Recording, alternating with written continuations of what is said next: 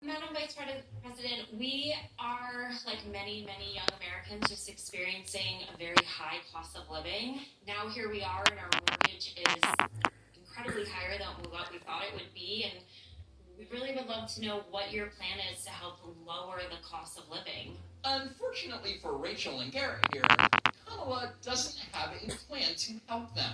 All she could offer was a word salad. Yours is a story I hear around the country as I travel.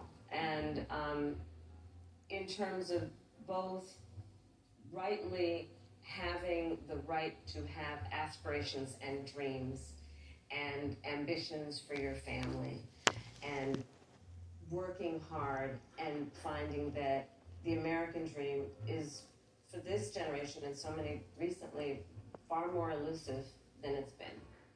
And we need to deal with that. And there are a number of ways. One is bringing down the cost of everyday necessities, including groceries. So that's why I'm taking on, for example, price gouging, which is when, most companies and corporations are good, but for those bad ones, they take advantage of people. So if most companies and corporations are good, then who is exactly price gouging Rachel and Garrett? Oh, right, no one. But it's also about dealing with what we need to do around home ownership. Look, I grew up a child of a mother who worked very hard. She raised me and my sister, and she saved up, and by the time I was a teenager, she was able to buy a home, which is why part of my plan is for first-time homeowners, buyers, to have a $25,000 down payment assistance to buy your first home. However, that $25,000 down payment assistance for first-time homeowners doesn't help Rachel and Garrett because they already own a home. Was Kamala not listening to their story? Part of my plan is what we need to do to support small businesses, because my second mother was a small business owner, and I love our small businesses and our small business owners. But Kamala's small business policies don't apply to this couple either, as Rachel works in a nonprofit and Garrett is an insurance underwriter. Everything that Kamala has mentioned is not going to lower Rachel and Garrett's costs in any way. But I'm sure that they were super grateful to hear the story about how Kamala's mother was able to save up and buy a home 45 years ago. That'll pay the bills. Next, there were Kamala Harris's campaign surrogates, high-profile names that were supposed to publicly speak on behalf of Kamala. But these surrogates ended up being more harmful than helpful. First, you had Jeffrey Epstein's best friend, former President Bill Clinton. You had a case in Georgia not very long ago, didn't you? They made an ad about a young woman who'd been killed by an immigrant. Yeah, well, if they'd all been properly vetted, that probably wouldn't have happened.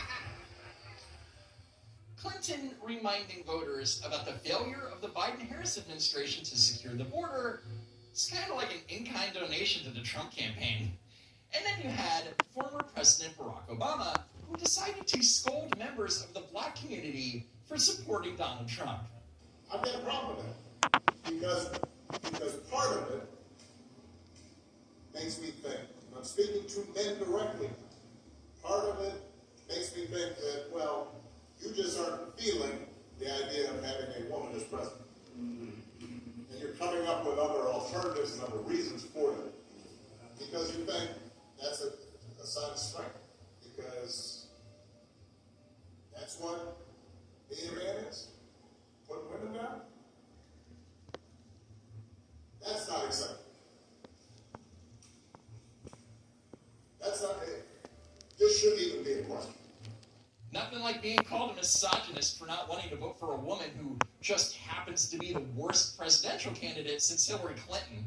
And don't worry, ladies, Democrats have disdain for you, too. Donald Trump, you never see him around strong, intelligent women. Ever.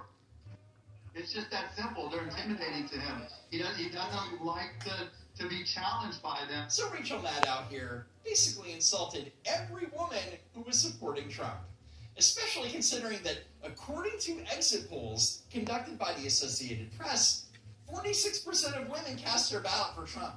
But according to some, it was probably the last election where they would ever be able to vote.